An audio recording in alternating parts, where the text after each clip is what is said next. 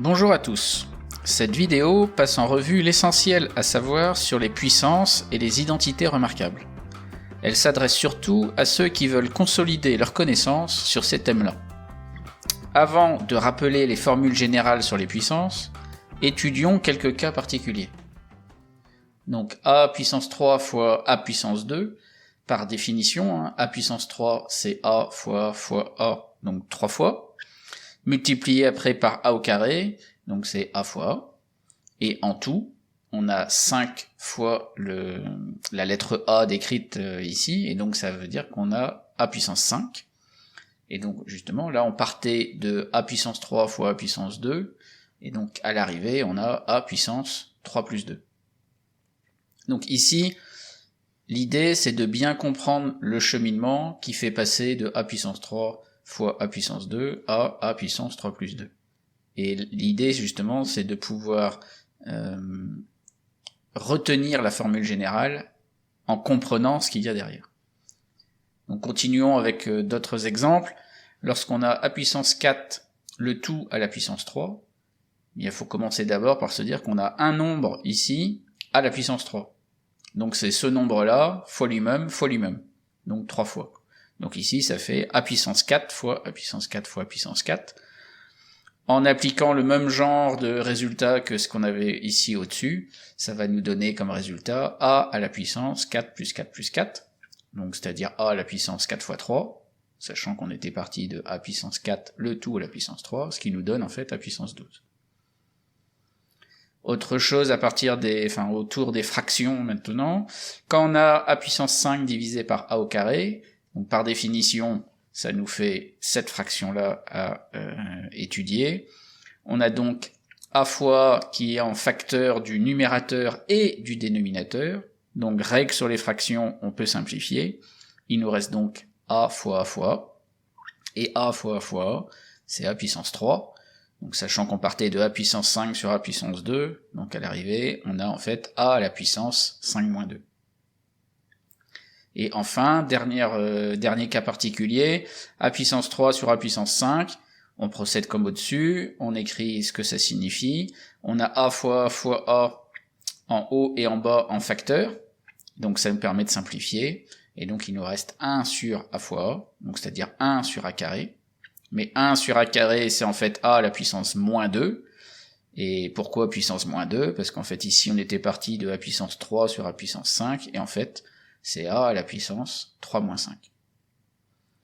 Donc ça, si on comprend l'idée qu'il y a derrière ces 4 exemples-là, on voit d'où viennent les résultats, c'est-à-dire pourquoi par exemple a puissance 5 sur a puissance 2, c'est a à la puissance 5 moins 2. C'est-à-dire que c'est exactement cette partie-là qu'il faut bien comprendre et qu'il faut éventuellement refaire à chaque fois sans pour autant connaître la formule par cœur. Bien, alors si on récapitule un petit peu ce qu'il y a à savoir sur les puissances, on peut commencer par les définitions. Donc là, quand n est un entier supérieur ou égal à 1, on rappelle ce que c'est que a puissance n, aucun problème. A puissance 0, ça donne 1. Et si n est un entier inférieur ou égal à moins 1, donc a puissance n, c'est 1 sur a puissance moins n qui nous donne cette expression-là. Alors en particulier, a puissance moins 1, c'est 1 sur a, et comme on l'a vu précédemment, a puissance moins 2, c'est 1 sur a au carré, etc.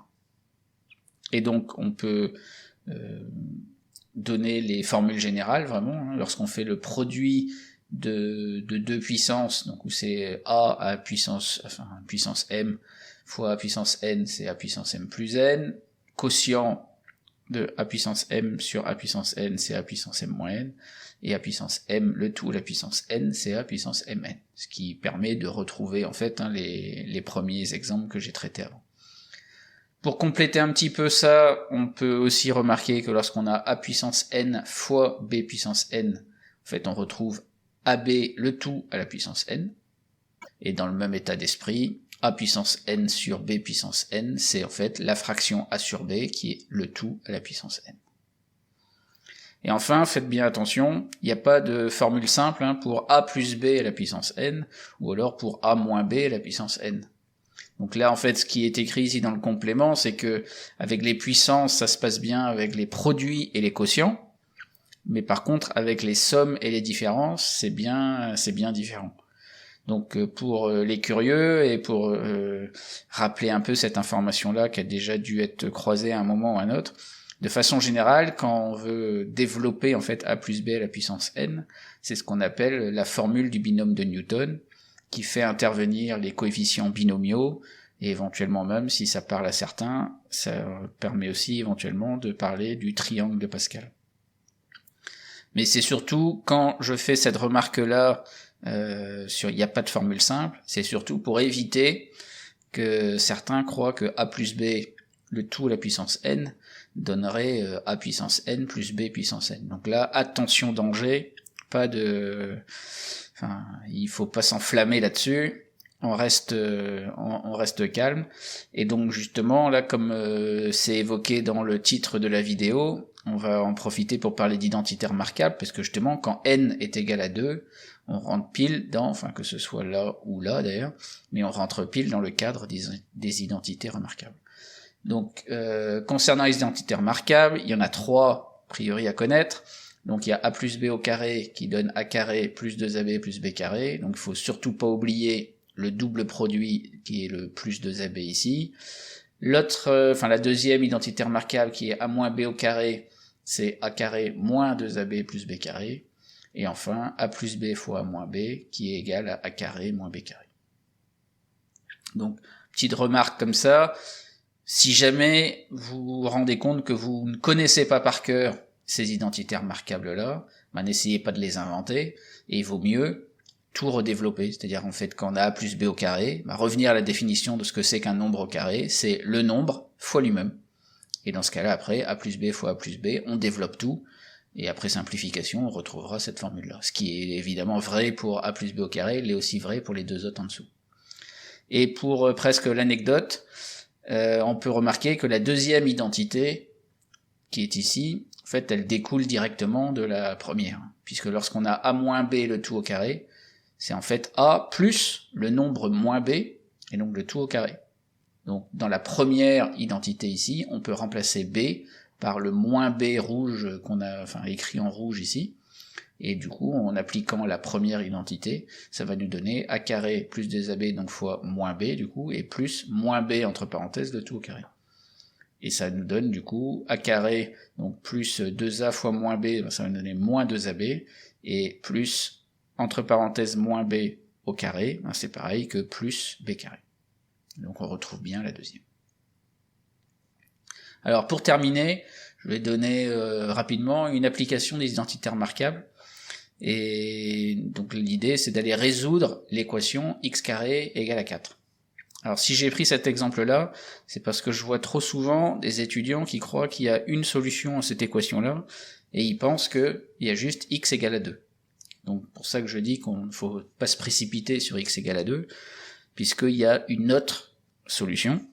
Donc on peut justement trouver cette autre solution en appliquant une identité remarquable, puisqu'en fait quand on a x carré égale 4, ça revient au même de dire que x carré moins 4 égale à 0.